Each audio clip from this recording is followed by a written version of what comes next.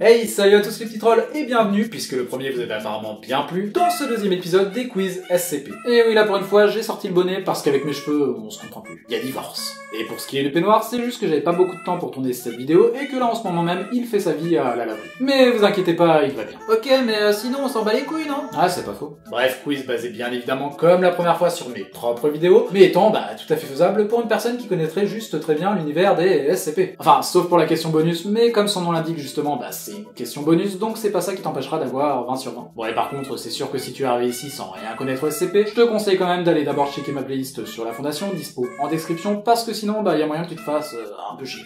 Bon, et par contre, petite parenthèse avant de commencer, qui me paraît assez importante pour comprendre mes vidéos, et notamment celles qui traitent de la mort ou des origines de certains SCP, il faut comprendre que ces vidéos sont basées sur des rapports annexes qu'on appelle contes, mais bien publiés sur le site, et donc, laissés à l'appréciation de chacun. Parce que pour moi, l'univers SCP, c'est pas 1 plus 1 égale 2, c'est une superbe mythologie que chacun peut appréhender à sa manière, et c'est justement ça qui le rend cool. Après oui, c'est sûr, faut pas non plus que ça soit n'importe quoi, hein. On peut débattre, tout ça, mais il faut quand même au moins que ça vienne du site officiel.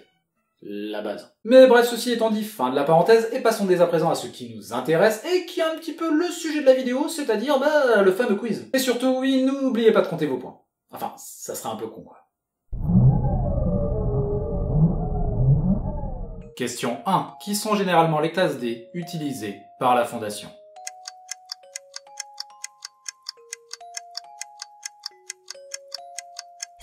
Bien évidemment, réponse A, des condamnés à mort, raison d'ailleurs pour laquelle la Fondation peut les utiliser comme bon lui semble. Même si oui, moralement, ça reste extrêmement discutable. Mais bref. Question 2. De quelle origine est SCP-049, dit le médecin de la peste?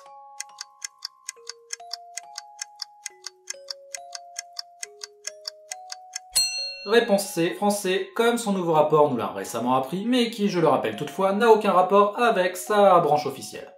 Question 3. D'ailleurs, en parlant de 049, quel est le nom de la maladie qu'il dit vouloir guérir?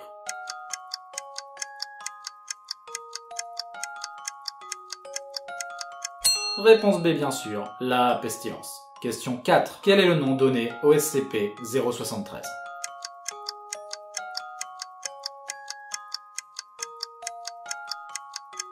Réponse A, Cain, les deux autres étant toutefois ses frères. Question 5. En parlant de Cain, de quelle classe est-il?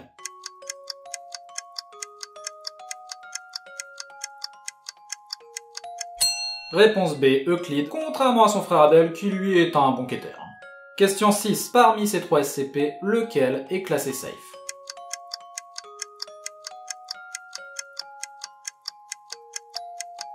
Réponse A, 999, considéré comme le SCP le plus kawaii du game.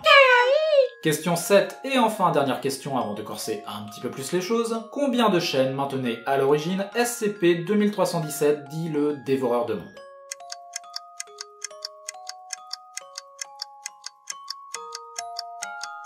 Réponse B, 7, et j'en profite en passant pour vous rappeler qu'à l'heure actuelle, 6 d'entre elles auraient déjà cédé. Question 8. Combien d'entités de SCP-617 ont été découvertes jusqu'à maintenant?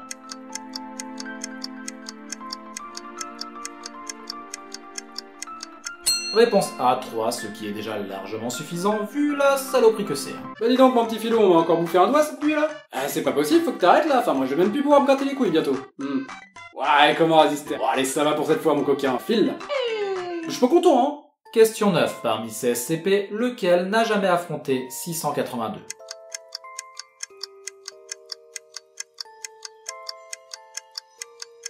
Attention, petit piège ici, puisque si 682 a bel et bien déjà rencontré 079, il ne l'a jamais pour autant affronté. Au contraire, on pourrait même dire qu'ils ont fait ami-ami, au point même que 079 exprima son désir de le revoir. Question 10. En parlant de ces différentes confrontations, contre quel SCP-682 a-t-il fait popper plusieurs paires d'yeux sur son corps?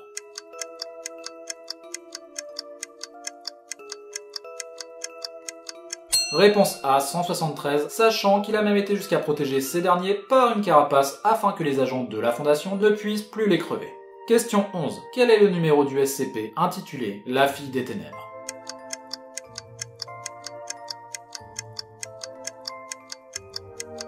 Réponse C, SCP-029, également appelée la fille de l'ombre.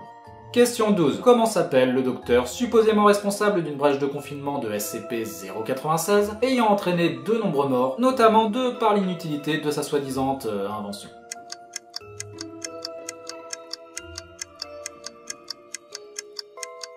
Réponse C. Dan ou Daniel comme ça vous arrange, qui fut d'ailleurs après coup condamné pour cela.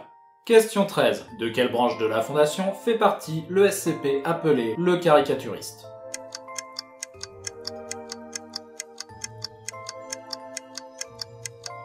Réponse C, russe, et n'hésitez pas en passant à aller voir ma vidéo sur le sujet, ils ont des SCP assez particuliers, dirons-nous. Enfin, autant qu'on peut considérer qu'un SCP le soit. Question 14. En parlant de SCP russe, quel est le numéro du SCP intitulé « Les fleurs du plongeur » ?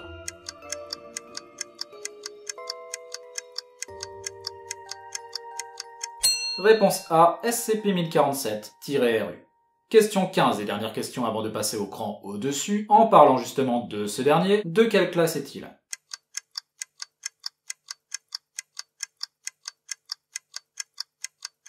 Réponse A, safe, puisqu'au contraire, il est plutôt très utile à la Fondation, notamment on suppose pour pouvoir respirer sous l'eau. Question 16. En parlant de classe, lequel de ces SCP est classé Thomiel?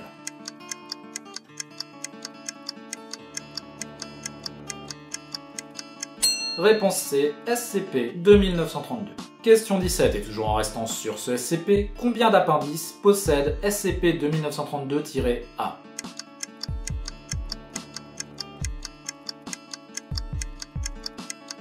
Réponse B, comme dit dans ma vidéo sur les SCP Thomiel. Question poétique pour la numéro 18. Quel est le numéro du SCP français ayant la capacité de transporter instantanément son enveloppe physique sur n'importe quelle surface baignée de rayons lunaires?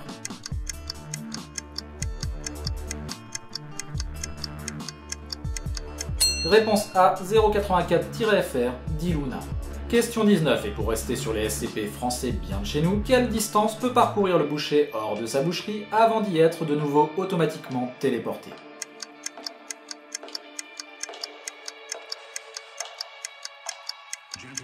Réponse C, 150 mètres. Autant dire qu'il vaut mieux courir vite, mais bon, c'est faisable, hein. Question 20, et enfin dernière question, quel est le nom de la métamorphose préférée de SCP-2006?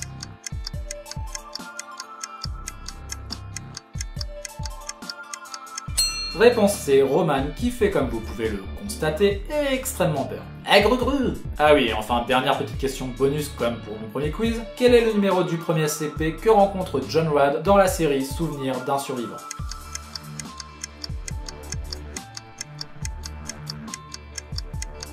Réponse B, SCP-513-1. Et oui, là je l'avoue, c'était clairement une question de pute. Et étant donné que même moi, avant de revoir l'épisode pour justement ce quiz, j'aurais répondu 173. Bon, après il faut dire aussi que je m'amuse pas non plus à remater ma série tous les jours. Et pour ceux qui connaîtraient ce SCP et du coup trouveraient ça plutôt assez incohérent, oui, John avait déjà entendu la cloche même avant le début de la série.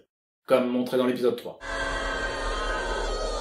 Mais bon, après, je vais éviter d'en dire plus pour éviter de spoiler ceux qui l'auraient pas vu. Donc sur ce, passons quand même au but de cette vidéo, c'est-à-dire le classement. Si tu as entre 1 et 4, tu viens certainement d'arriver sur la chaîne, ou du moins tu découvres tout juste l'univers de la Fondation, et je te propose donc de suivre ma playlist sur cette dernière qui t'expliquera tout ce qu'il y a à savoir en long, en large et en travers. Si tu as entre 5 et 9, tu portes sans nul doute un certain intérêt pour la Fondation, même si ça ne reste peut-être que de manière ponctuelle, juste histoire de te divertir sans chercher spécialement à en savoir plus, mais ce qui n'est pas un mal, hein, du moment que tu kiffes, pour moi tu sais, c'est le principal. Et j'ai d'ailleurs peu de doute que tu arriveras assez facilement à la moyenne au prochain quiz. Si tu as entre 10 et 13, maintenant les choses sérieuses commencent, parce que là pour le coup déjà tu as obtenu la moyenne, donc bravo, et je pense qu'il ne faudrait sûrement pas grand chose pour que tu dépasses le 13 sur 20 au prochain quiz. Donc bref Billy, je compte sur toi. Si tu as entre 14 et 17, bon bah là alors que dire à part félicitations, tu es clairement calé sur le sujet, et je pense que tu as bien mérité un petit hashtag trollbg. Si tu as entre 18 et 20, plus que calé sur le sujet, tu es clairement devenu un pro de la Fondation, et honnêtement parlant, je ne suis même pas sûr que j'aurais eu une aussi bonne note à ta place. Donc, énorme GG. Hashtag trollgg. Et enfin, si tu as obtenu cette note incroyable de 21 sur 20, que te dire, à part comme pour le premier quiz, bravo. Tu es clairement devenu un génie du game, donc au pire, hashtag le génie du game. Ah ok, pas de hashtag suce mes couilles en cocktail parce que je suis le meilleur cette fois. Ah si, mais c'est comme tu le sens, de toute façon c'est toi le boss, tu fais ce que tu veux. Bref, sur ce les petits trolls, j'espère comme d'hab que cette vidéo vous aura plu. Si c'est le cas, vous connaissez les bails, et moi, bon bah je vous dis tout simplement à très bientôt pour la prochaine vidéo. Ciao!